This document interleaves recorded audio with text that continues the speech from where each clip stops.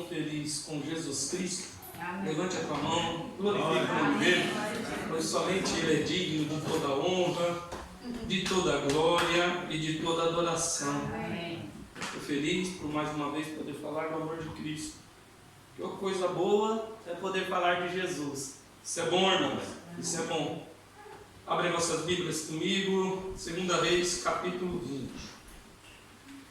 Enquanto os irmãos encontram, eu agradeço a Deus por mais essa oportunidade de poder falar do seu amor. Agradeço ao nosso pastor Carlos Rodrigues, por ter confiado em nós esta responsabilidade de poder falar do amor de Cristo. 2 Reis, capítulo 20. Vou esperar todos encontrar.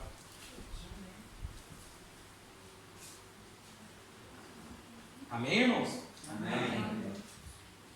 Versículo 1 diz assim: Por aquele tempo Ezequias ficou doente, à morte.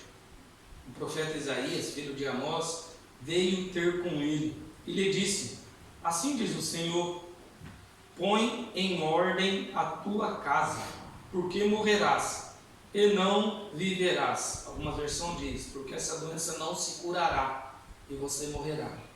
Versículo 2: Então o rei virou o rosto para a parede e orou ao Senhor, dizendo: Lembra-te agora, ó Senhor, te peço, de como tenho andado diante de ti com fidelidade e integridade de coração, e tenho feito o que era reto aos teus olhos. E Ezequias chorou muitíssimo. Guarda isto, chorou muitíssimo. E sucedeu que, não havendo Isaías ainda saído do meio do pátio, veio ele a palavra do Senhor, dizendo: Volta e dize a Ezequias, príncipe do meu povo, assim diz o Senhor seu Deus, teu pai de Davi: ouvi a tua oração e vi as tuas lágrimas. Guarde isto também. Eis que eu te sararei, e ao terceiro dia subirás à casa do Senhor. Amém? Amém. O tema dessa mensagem é: a oração fiel é a chave para mudar a sentença. Entenda, não disse a oração de um fiel, mas eu disse a oração fiel é a chave para mudar uma sentença. Antes que nós entrarmos para falar de oração, vamos falar um pouquinho de Ezequias. Ezequias foi o 13º rei de Judá, reinou aproximadamente 29 anos, ele era filho de Acás. Ele reinou conjuntamente com seu pai, mais ou menos de 729 a 715 a.C., e com a idade de 25 anos ele tomou o trono para si. Ele se tornou o rei, assim eu posso dizer, verdadeiro, pois seu pai já vinha a padecer.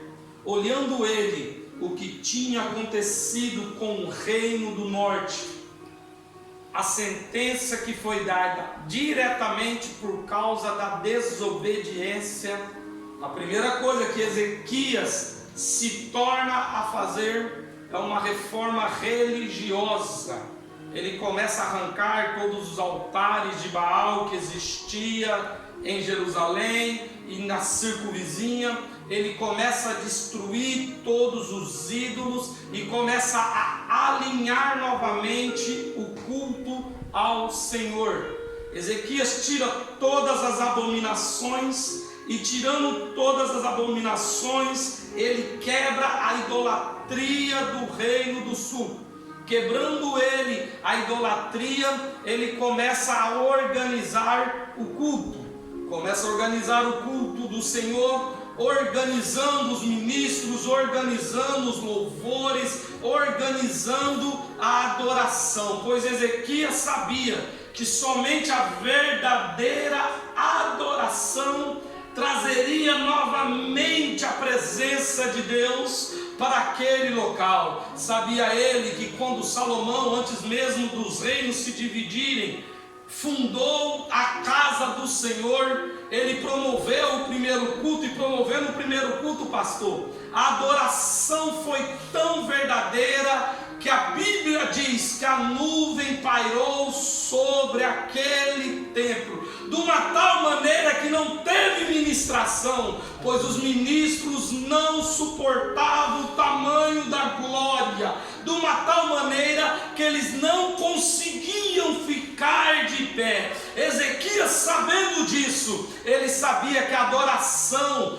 era a forma dele trazer novamente a presença de Deus. Eu estou falando aqui de adoração, não estou falando aqui de cantar bonito, não estou falando aqui daquele louvor bem preparado, mas eu estou dizendo de adoração, adoração aquela que o homem não pode te ensinar, mas é uma adoração que sai de dentro para fora, pastor. Somente ela chama a atenção de Deus. Cantar bonito é bom, as pessoas têm que se preparar. Pregar bonito também, você tem que se preparar. Orar em voz alta, com palavras eloquentes também é bom, mas de nada isto adianta se não tiver uma verdadeira adoração. Lembro eu de João capítulo 4, Jesus conversando com a samaritana olha para Jesus e está preocupada, fala: não, vocês judeus dizem que é somente no templo que adora, mas nós samaritanos dizendo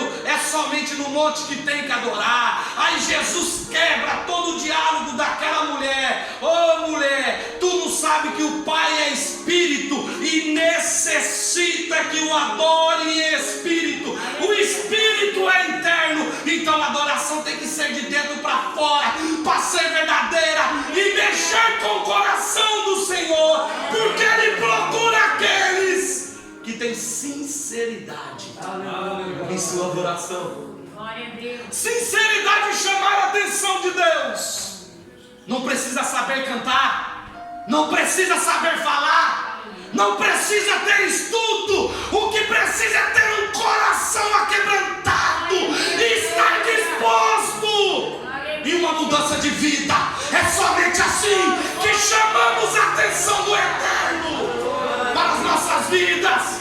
A preparação é muito boa, meus queridos, mas compreenda: se o interior estiver desgastado, não adianta cantar bonito, não adianta pregar bonito, não adianta estar dentro da igreja todo dia e ainda bater no peito e falar: não falta o culto. Se o interior ainda estiver adormecido, a mudança é de dentro para fora e não de fora para dentro. Jesus dá um sermão nos escribas.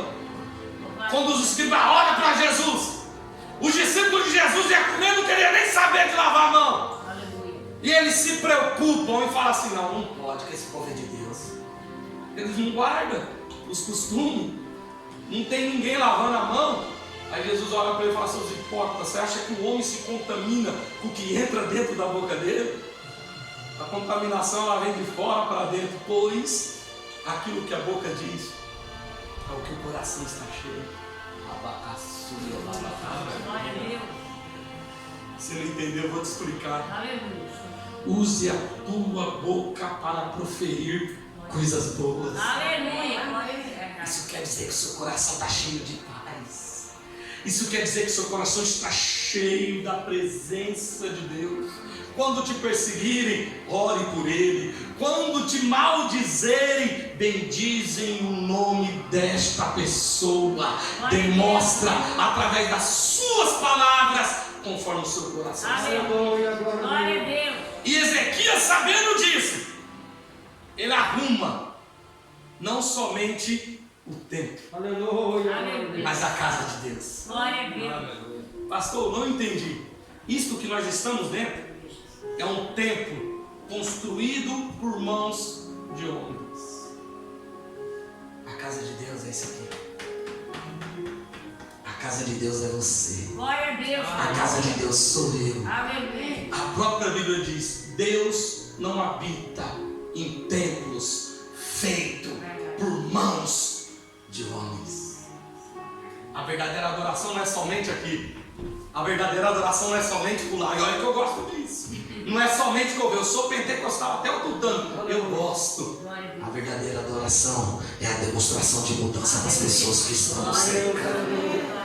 A verdadeira adoração é testificar, pastor, o valor de Cristo em minhas atitudes.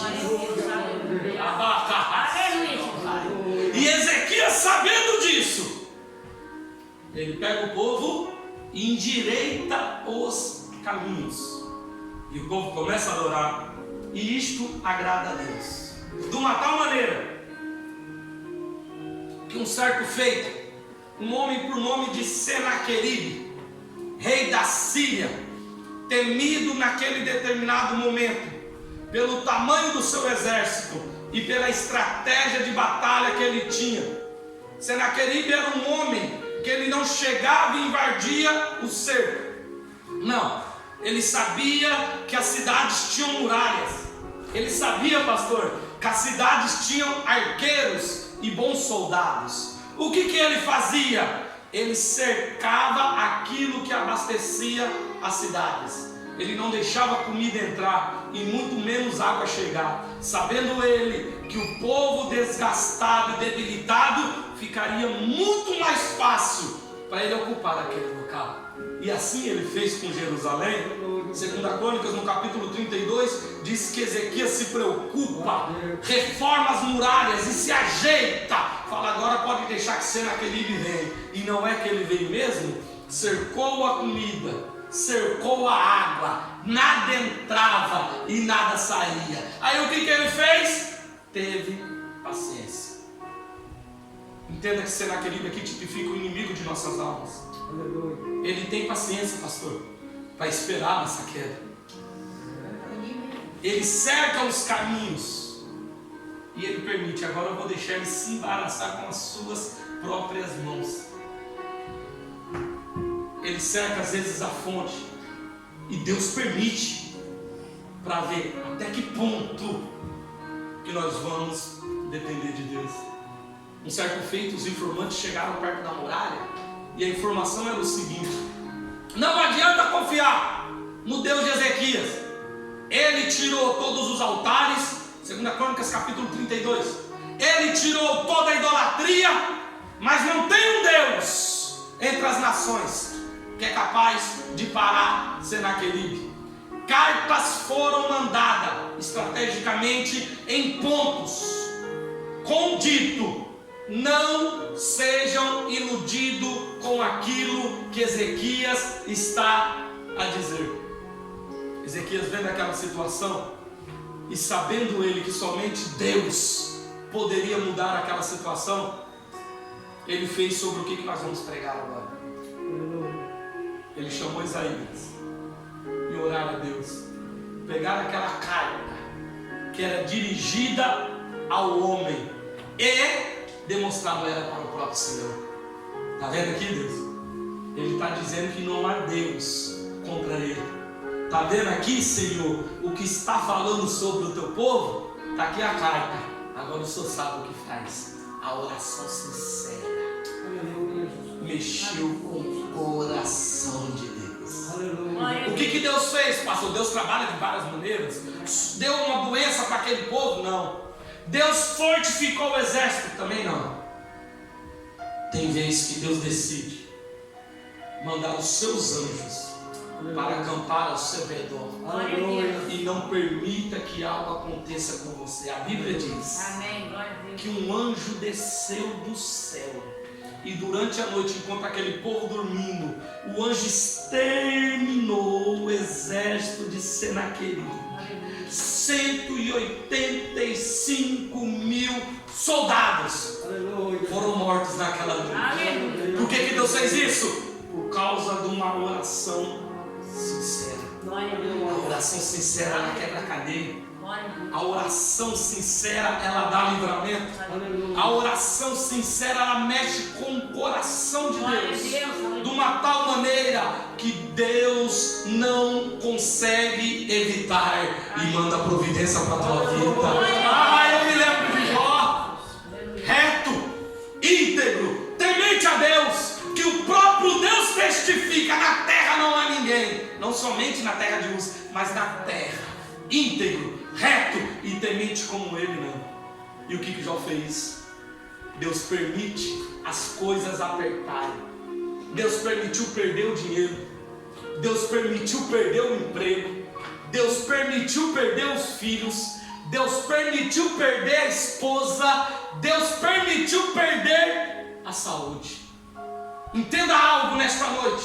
Tem situações que nós adentramos que é permissão de Deus. Tem coisas que nós procuramos com as próprias mãos. Eu não vou falar sobre isso.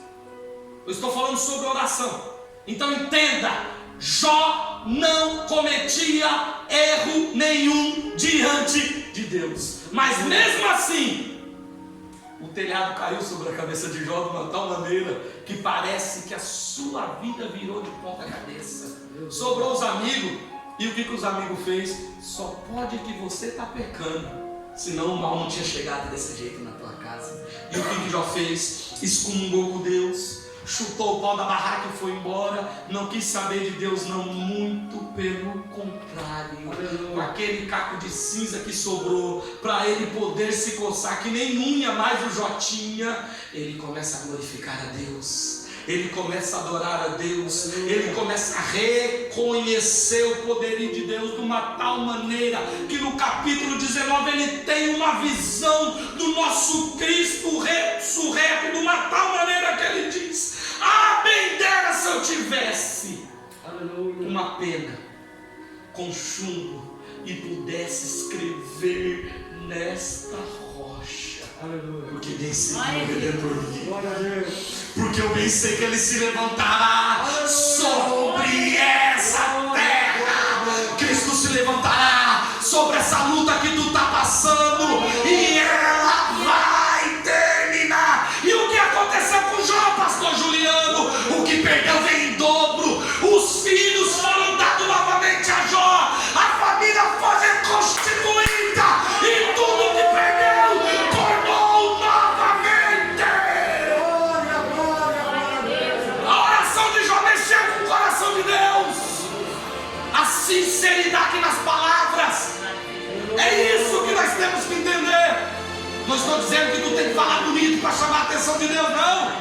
Não é isso. Palavras sinceras é aquilo que sai aqui de dentro. É aquilo que mexe com o coração de Jesus. É aquilo que mexe com o coração do Pai. Ah, eu me lembro muito bem dos discípulos.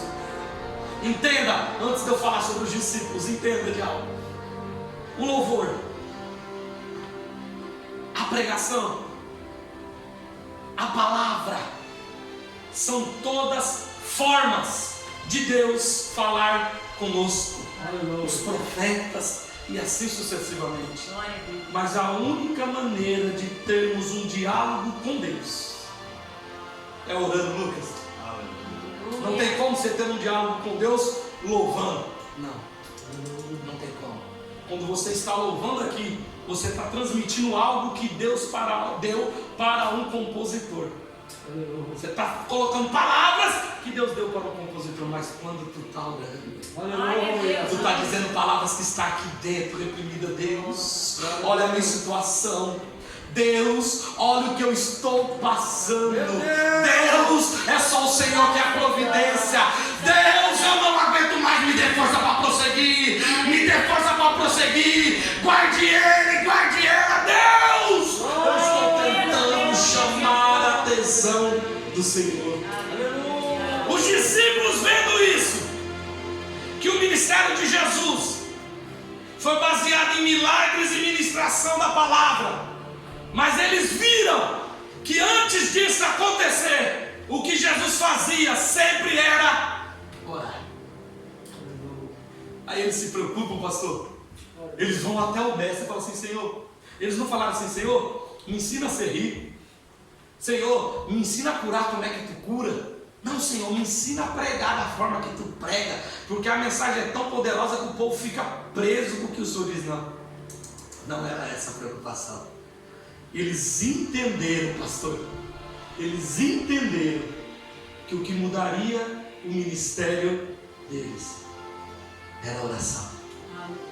Pai, nos ensina a orar. Glória a Deus. Aleluia. Me ensina a chamar a atenção do mestre. Me ensina. Me ensina como eu posso fazer isso. Aí Jesus, mais que depressa, alegrou o seu coração. E traduzindo, ele quis dizer: ó, vocês não vão se preocupar em falar palavras bonitas, em ficar gritando nas esquinas. Não se preocupe com isso. Não se preocupe. Não se preocupe. Então o que eu vou fazer, Jesus? Adentram dentro de um local. Ele usou figurativamente o quarto. E começa a orar assim: Pai nosso que estás no céu, santificado seja o teu nome. O que Jesus está nos ensinando com o início desta oração. Inicia a sua oração reconhecendo o Deus que tu serve. Aleluia. Glória a Deus. Santificado é o teu nome, não é o meu. Seja feita a tua vontade, assim na terra como no céu. Olha o que Jesus está ensinando para os discípulos. Coloca na tua vida a vontade de Deus como primordial. Porque é Ele que manda lá em cima, é Ele que manda aqui embaixo. Então compreende isso, discípulo. Começa reconhecendo quem é Deus. E reconhece que a vontade dEle é primordial em nossas vidas, mesmo que nós não compreendemos, mas sabemos que Ele está no controle. Glória a Deus. Aleluia. Se eu chegar aqui e falar bem assim, irmãos, e não reagem nada. Irmãos, quantos aqui que está aqui que considera a vontade de Deus primordial? Todos vão levantar a mão. Aí se eu perguntar, por que tu está reclamando que o coronavírus chegou na terra? Acho que nenhum, abaixo. Porque tu reclama quando um ente querido dessa sepultura? Porque tu reclama quando tu perde o emprego? Porque tu reclama quando acontece algo inesperado na tua vida, sabendo você que a vontade de Deus é primordial sobre nós. Aí ele continua, ele não para por aí. Seja feita a sua vontade assim na terra como no céu. O pão nosso de cada dia que nos dá hoje, Ele agradece pelo alimento. Quantas vezes reclamamos quando falta algo dentro de casa? Ele não falou bem assim: agradece quando tiver carne assada, agradece quando tiver fartura. Não, é pelo pão, é pelo necessário. O pão aqui significa o necessário em tua vida. Ele não está dizendo só agradeça quando tem fartura. Ele não está dizendo só agradeça quando as coisas estão boas, não. Ele diz: agradeça porque as suas necessidades estão sendo cumpridas. Agradeça porque as suas necessidades estão sendo cumpridas. Agradeça pelo pão. Se só tem arroz na sua casa, come dando glória. Se só tem ovo, come dando glória. Não importa. Dias melhores virão. Levanta sua mão que eu quero profetizar sobre a sua vida. Eu profetizo dias melhores. A prosperidade cairá sobre a sua vida. Mas entenda que este momento difícil, e agradeça a Ele.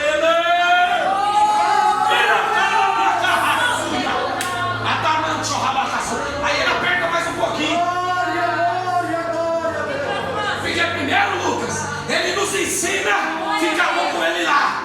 Aí depois ele nos ensina a ficar bom com quem está aqui do nosso lado, dos seres humanos. Porque o pão nosso de cada dia nos dá hoje. Ai, te abençoai, perdoai, perdoai, perdoai as nossas dívidas, assim como quer. Assim como quer. Entenda, não pede para Deus aquilo que você não faça para os outros. Você pede para Deus entrar com providência quando as pessoas te perseguem, você mesmo persegue uma pessoa. Você pede para Deus perdoar os seus pecados e você não tem capacidade de perdoar uma pessoa que te ofendeu.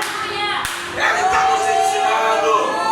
Antes de querer requerer algo de mim, entenda que você aqui na terra tem que ter um coração reto.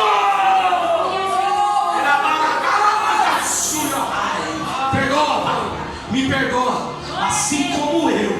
Olha só o que Cristo está nos ensinando. Você só vai perdoar se eu perdoar. Eu estou sentindo grandemente a presença de Jesus. Eu estou sentindo grandemente a presença de Cristo. Essa mágoa tem que cair por terra. Essa mágoa tem que sair do coração.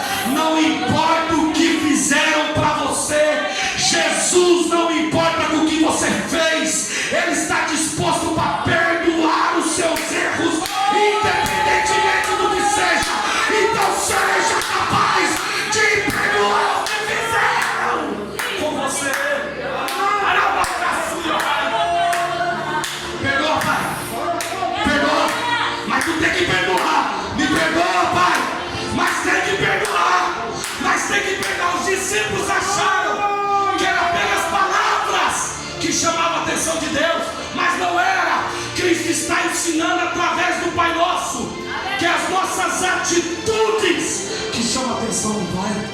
Oh, eu me lembro de Jesus, está crucificado, morrendo por aqueles infelizes que estavam com a lança. Aí o olha de lá e fala bem assim: desce daí, faz algo, rasga as vestes de Jesus. E o que Jesus faz? Perdoa eles, Pai. Eles não sabem o que está fazendo, mas eles estavam afligindo Jesus como homem, porque naquele momento, eu não vou entrar em explicação sobre isso, Deus tinha se afastado de Cristo, e ele estava literalmente, pastor, como homem. Por isso que ele bradou e disse: Pai, por quê? Me adoraste. Só que eu não vou entrar sobre essa explicação, outro dia eu falo sobre isso. Compreenda, como homem, ele olhou para quem estava blasfemando sobre ele, para quem estava falando mal dele, disse: Pai, perdoa eles, perdoa. Jesus, para pedir um perdão dentro do coração de Jesus, já estava liberado perdão sobre todos aqueles que fizeram aquele mal sobre a vida dele. Perdoa as nossas dívidas ou os nossos pecados, assim como nós temos perdoando os nossos devedores. Só depois que nós oramos e não nos deixe cair em tentação. Jesus no Getsemane, passando por um momento de angústia danada, pois sabia que tinha uma cruz esperando ele, tinha chicote esperando ele, tinha blasfêmia que seria dita sobre ele. Ele chama 3 amigos para orar com ele. Nenhum dos 3 tiveram condições de velar pelo menos 1 hora.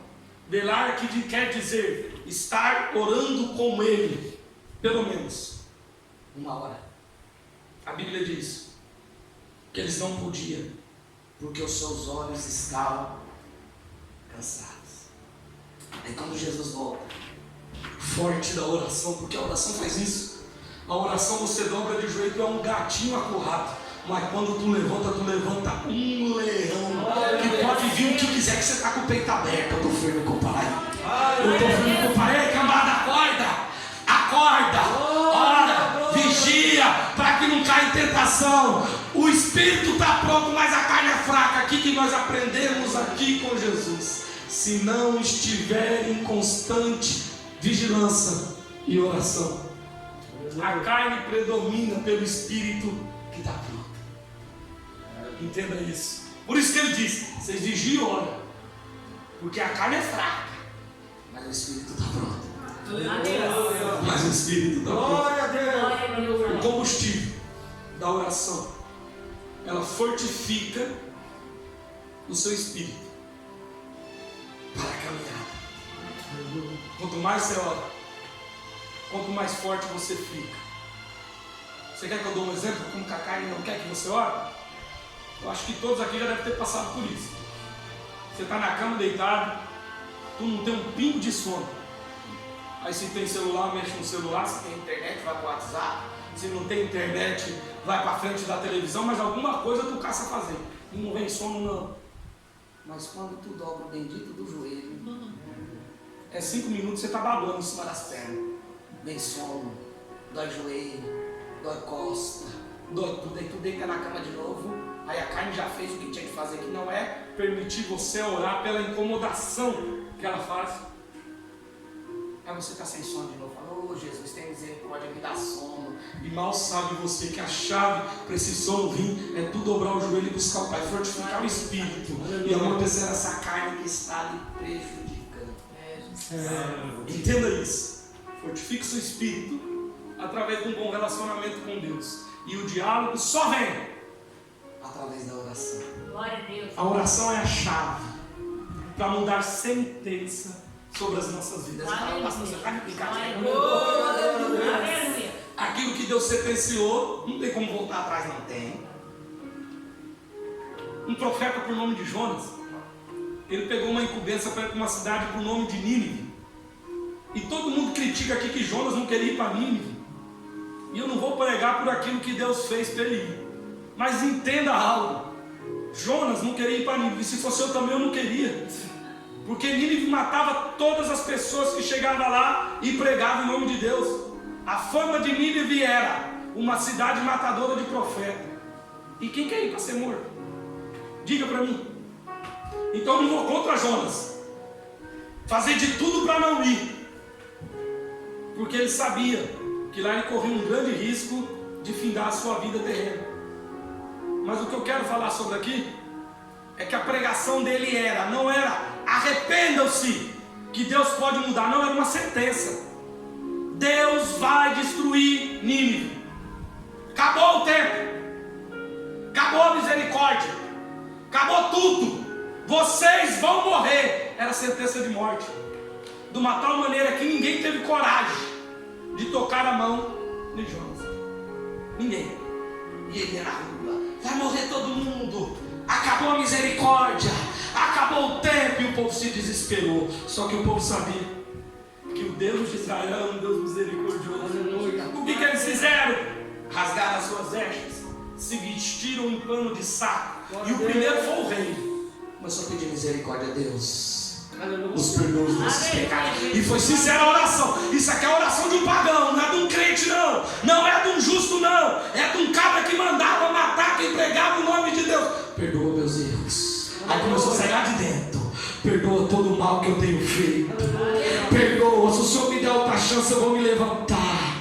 Eu vou prosseguir a favor do seu nome. Eu não mato mais profeta. E Jonas todos vocês vai morrer. Acabou, acabou, acabou. De repente Jonas para. Porque Jonas sabia ouvir a voz de Deus. Aí Deus olha de lá e fala assim: ei, eu mudei a minha ideia. E Jonas fala: não pode. Tu fez eu entrar num peixe, fez eu andar na barriga do peixe, fez navio afundar, para mim vir aqui dizer que vai morrer, porque nós homens não entendemos a misericórdia de Deus. Tu fez tudo isso e você está querendo dizer que eu volto e falo para aquele povo que ninguém morre mais? Vão dizer que a minha palavra de profeta não valeu. Não, Jonas, você não entende. Eu sou um Deus que eu ouvo a oração fiel. Uma oração que não tem arrependimento. Uma oração que, independentemente da situação, eu ouvo pela minha misericórdia. E ela não tem fim. Mas como que a sua misericórdia não tem fim, Deus? Ela se renova toda manhã. Ela se renova toda manhã. Ela se renova toda manhã. E a misericórdia foi incumbida pela vida daquele povo de Nínive. A sentença de Deus foi revogada e a morte virou vida, e vida com abundância. Coloque isso na sua cabeça. A oração fiel, ela muda a sentença de Deus. Deus pode até ter permitido Satanás matar aquele tribuloso que está lá na tua casa, mas a tua oração que falou: Deus, guarda ele, Deus, tem misericórdia dele. Mas ele está nas drogas, mas ele está nos altos, mas tem misericórdia, que ele vai vir para tua casa. Revogou a sentença e tu vai me adentrar aqui dentro, voltar para os caminhos e fazer a diferença. Entenda isso. A sua oração tem poder. A tua oração, sendo sincera, ela tem poder para mudar caminhos, para mudar sentenças, para mudar a morte para a vida. Era para morrer, mas a misericórdia foi incumbida. Por quê? Pela minha fidelidade a Deus, sendo que eu não vivo uma vida decente. Não, é porque tem gente intercedendo, é porque tem gente buscando, é porque tem gente clamando, é porque tem gente a favor da tua vida. É por isso que aí Glória a Deus. e não acabou. É por esse motivo. Aleluia, Jesus. A oração é capaz de mudar sentença, independentemente da tua fidelidade com Deus. Da tua fidelidade com Deus. A partir do momento que tu decides ser sincero, se humilha diante de Deus, a tua história é mudada. O momento primordial é a sinceridade. Não é sinceridade de boca para fora, é sinceridade de dentro. Glória a Deus. 2 Crônicas capítulo 7, versículo 14 e 15 se diz: e se meu povo, que clama, que chama ou que ora, depende da versão da Bíblia, pelo meu nome, Humilhar. Primeiro ponto que nós aprendemos. Humilhação não é humilhação diante dos homens. Não é humilhação diante dos homens. É humilhação diante dele. E como que eu me humilho diante de Deus? Quando eu reconheço a minha inferioridade como pessoa. Não é porque Deus me deu prosperidade que eu sou melhor do que os outros. Não é porque eu prego que eu sou melhor do que o Ferrari que está ali na porta, do que qualquer irmão que está sentado. Não é porque eu dirijo essa igreja que eu sou melhor do que vocês. Não é porque eu canto bonito que eu sou melhor do que vocês. Não. Conhecer a nossa inferioridade. Se humilhar diante de Deus. É reconhecer que sem Deus nós não somos nada. Deus não depende de você para Ele ser Deus. Mas você depende de Deus para ser humano. Aí ele continua. Orar e buscar a minha face. Este é o primeiro ponto. A gente se humilha. Ora e busca a face de Deus. Aí depois ele diz: e se desviar dos maus caminhos. Glória a Deus. Entenda?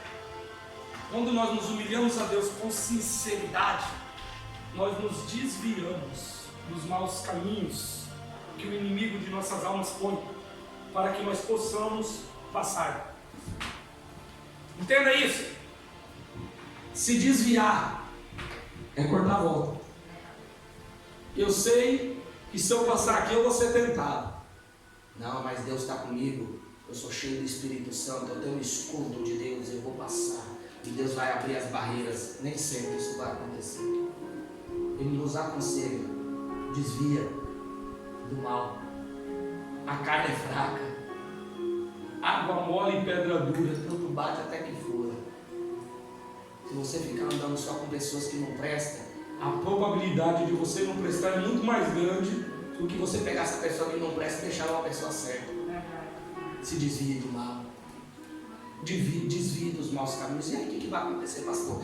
Deus diz: então eu ouvirei. Glória a Deus. Lá do céu.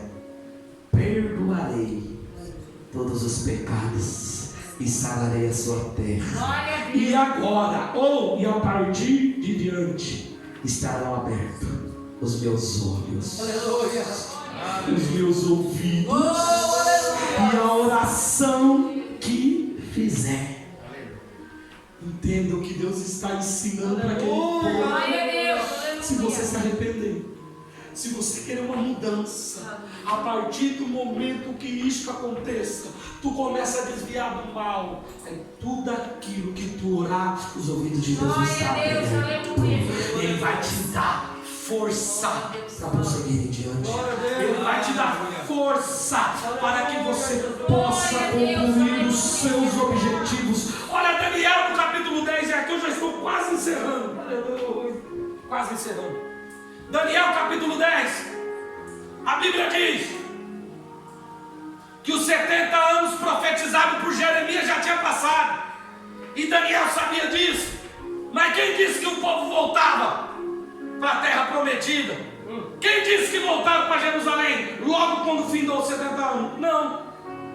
Aí Daniel constrangeu o coração e falou: não, Deus, tu sabe o desejo que eu estou de adorar lá naquele tempo. Tu sabe a vontade que eu estou de adentrar lá. Vou fazer uma campanha de oração. A partir de hoje eu vou fazer um propósito. E não quero saber mais. Eu vou jejuar e orar. Mas Deus vai ouvir a minha oração. E Daniel se propõe e ora hoje. E a resposta não chega. Ora uma semana. Cadê a resposta? Ora duas. Continua do mesmo jeito. E te digo, depois de 15 dias de oração e jejum, a gente não ouviu Deus falar conosco, irmãos. Temos que ter objetivo naquilo que nós queremos, porque senão as pernas do amigo falam: não tem coisa de errado. Daniel não procurou, você estava fazendo coisa errada, ele procurou. Eu vou persistir na oração, eu vou persistir no propósito, eu vou persistir no propósito, eu vou persistir no propósito. E continuou. Mais 5 dias passa e nada de resposta. Até que um dia, com 21 dias de propósito, de repente, chega Gabriel. Isso aqui eu não estou te durando. Eu creio que ele chega correndo. Ah, Daniel, calma aí. Calma aí.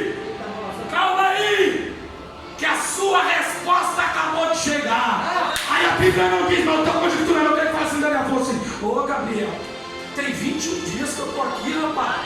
Estou nessa busca danada. Só agora eu falei assim, não, meu filho, acalma o teu coração. Desde o primeiro dia. Não é como que colocaste em teu coração e buscar a face de Deus. Deus mandou a resposta.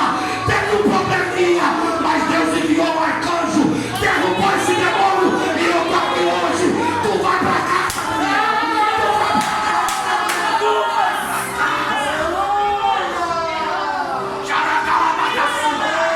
é desde o primeiro dia que o propósito adentrou aqui, Lucas. A boca não tinha abrido porque ele falou. Desde o primeiro dia que colocaste no coração, Deus já ouviu.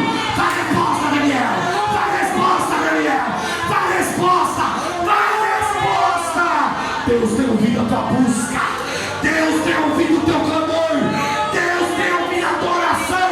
Eu não sei o que aconteceu, que a resposta não chegou, mas eu venho como profeta para te dizer: a resposta está chegando em tua vida. Continua como Daniel firme. Continua como Daniel persistindo. Continua como Daniel no propósito. Pode passar o céu, pode passar a terra, mas a palavra daquele que prometeu, ela não passará.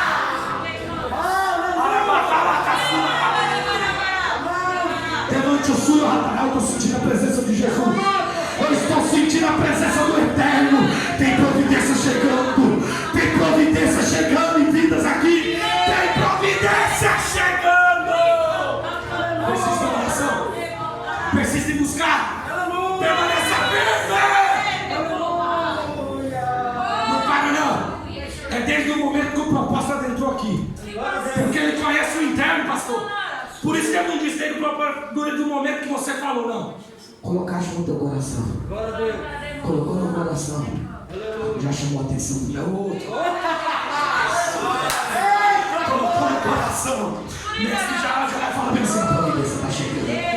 A providência está chegando. A providência está chegando. Para me finalizar, Ezequias, vira o seu rosto de lado. Ora a Deus, tu tem visto o meu trabalho, tu tem visto a minha fidelidade, porque a ordem foi: põe em ordem a tua casa. Muitos compreendem de uma forma errônea, no meu ponto de vista, que a preocupação aqui de Ezequias tinha que ser com seus familiares, com seu parentesco, com seu reinado. No meu ponto de vista, isto é errado. Porque Ezequias, quando cresceu e Senaqueribe foi afligido por aquele anjo, muitos presentes chegavam para a vida de Ezequias, e Ezequias começou a achar que era alguma coisa. Foi na onde que a doença chegou na sua casa. Casa que Deus está se referindo através da boca de Isaías.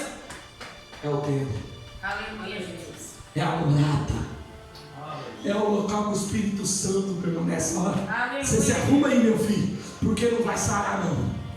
Porque a morte vai chegar. Mas o clamor de Ezequias chamou a atenção de Deus, que não permitiu Isaías nem sair do quintal da casa dele. Aleluia. Espera aí que eu vou conjecturar.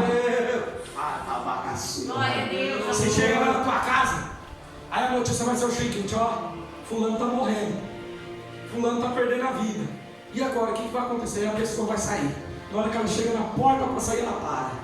Porque você, naquele mesmo momento, foi uma oraçãozinha rápida dessa: Senhor, tem misericórdia, dá mais uma chance para ele. Aleluia. Dá mais uma chance para ele. Aí a pessoa para e fala assim: não, peraí, tem algo a mais para dizer. Não vai morrer mais não. Eu vou acrescentar mais 15 anos. Eu vou continuar cuidando. Eu vou continuar trazendo. Eu vou continuar. Eu peço para a igreja se colocar de pé. É, Jeová maravilhoso. Entenda algo. Pastor Tiago foi pregar no morro. Foi convidado para pregar, trazer uma ministração. E da festividade, ele necessitava de um local para ficar.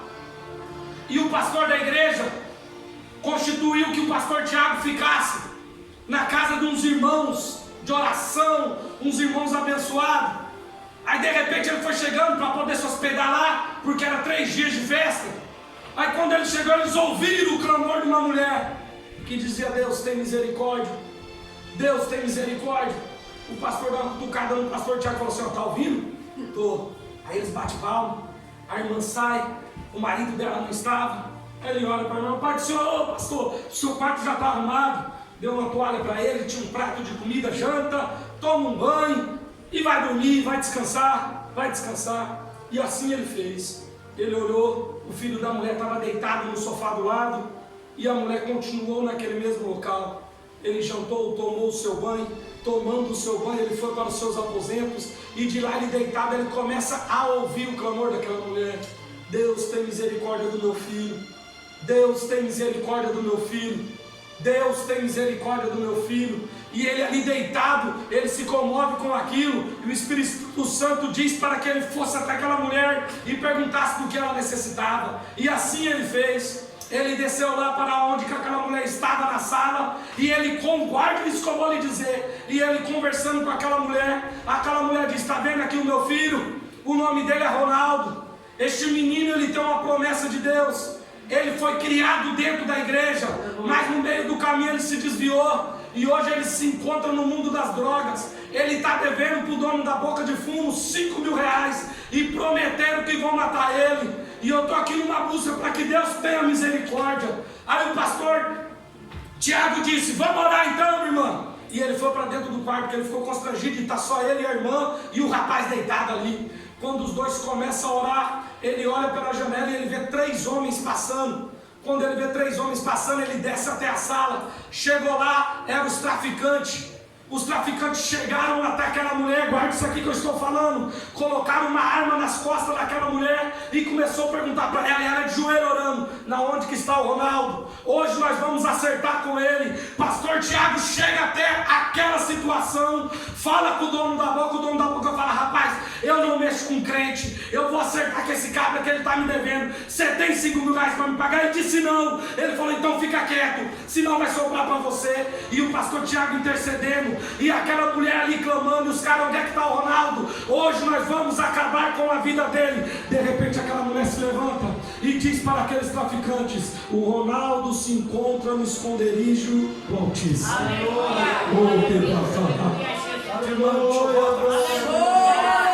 Aí de repente aqueles traficantes falam: não quero saber, nós vamos revirar o barraco. E eles vão no quarto da mulher, joga a cama para lá, vai no quarto que estava o pregador, revira tudo, procura na sala, faz uma volta na casa e ninguém encontra o Ronaldo. Aí de repente eles olham para aquela mulher e falam assim: ó, o negócio é o seguinte, nós não encontramos o teu filho, mas dá um recado para ele. Se ele aceitar Jesus, se ele virar crente como a senhora é, a dívida está paga. Mas se desviar, ele está morto. Virar as costas e saiu.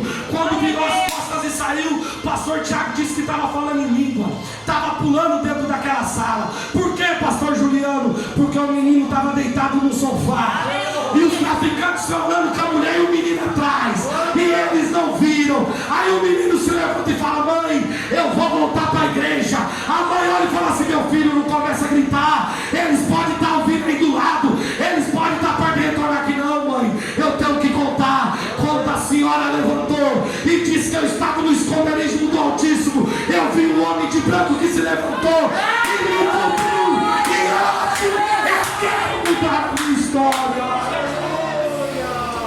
Satanás pode até tentar, mas pela tua oração, Deus tem guardado os seus lá na tua casa.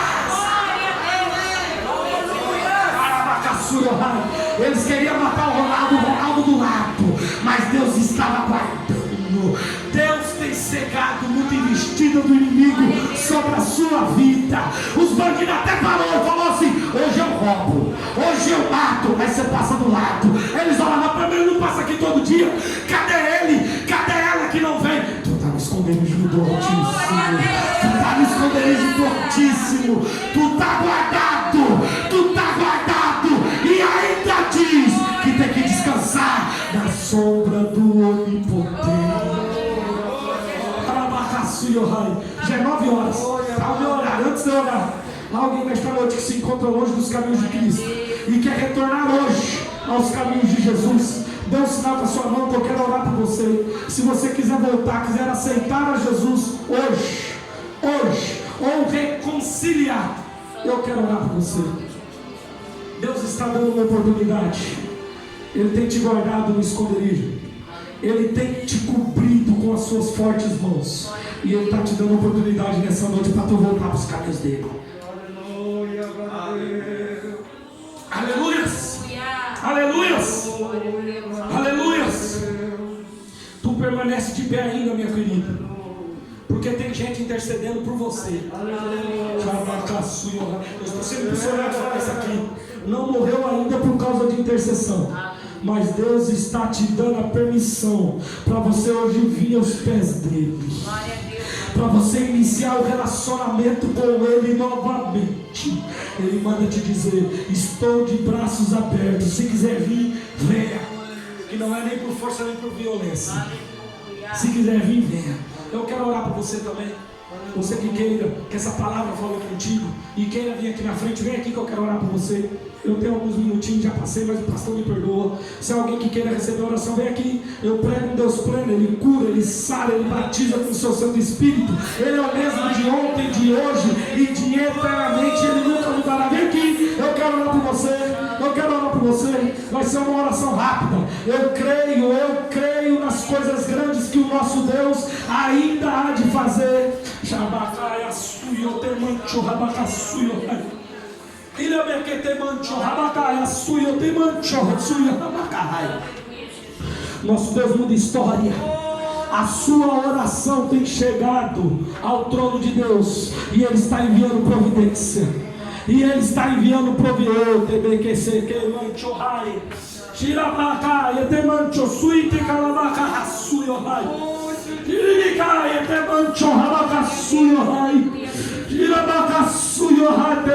Deus está curando feridas internas aqui nesta noite. Deus está curando feridas. E tu adentrou aqui com o coração magoado, mas tu vai sair daqui perdoando aquele que te afligiu. Ele manda te dizer: estou eu hoje transformando o teu coração. Estou eu hoje arrancando esse coração de pedra e te dando um coração de carne. Estou eu hoje mudando essa história. Tem que suir, tem que suir, Rabacaia suia te calamacaçui. Ele bequei te suia ratabacaçuia. Rabai te mancho sui que te bacaçuia.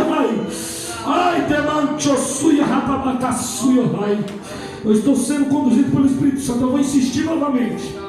Deus está te dando a oportunidade para você hoje reconciliar com Ele. Ele manda te dizer: estou eu te dando a oportunidade novamente. Vem a mim que eu mudarei a tua história. A tua história. Eu não sou de insistir. Os irmãos me conhecem, mas estou sendo conduzido pelo Espírito Santo. Deus está permitindo situações para tu voltar para os pés dele. Estende suas mãos para cá. Vamos fazer uma oração. Vamos fazer uma oração. Pai querido, Deus santo e poderoso, eu preguei a tua palavra, Senhor. Eu falei segundo o Senhor colocaste no meu coração. Agora eu venho, papai querido, ministrar sobre todos que aqui estão, ó Pai. Eu venho te pedir que o Senhor sabe o desejo de cada um. Que o Senhor venha curar aquele que necessita de uma cura. Que o Senhor venha restaurar aquele que necessita de restauração, Pai. Que o Senhor venha mudar ministérios. Que o Senhor venha mudar histórias. Que o Senhor venha reescrever novamente aquilo que tinha se perdido, Pai. Eu venho te pedir, Senhor, adentra com providência. Eu repreendo todo mal, toda fúria de Satanás, que caia por terra em nome de Jesus. Em nome de Jesus, ó Pai. Que o seu povo venha entender que tu és um Deus zeloso e tem cuidado de cada um que aqui estás. Em nome de Jesus, eu te apresento a tua igreja, ó Pai, o teu povo, em nome de Jesus. Em nome de Jesus. A mesma assim de pé, estende suas mãos. Estende suas mãos. Que a graça do nosso Senhor Jesus Cristo, o grande amor de Deus, As eternas e doces consolações do Espírito Santo estejam com todos. E todos cantando, digam.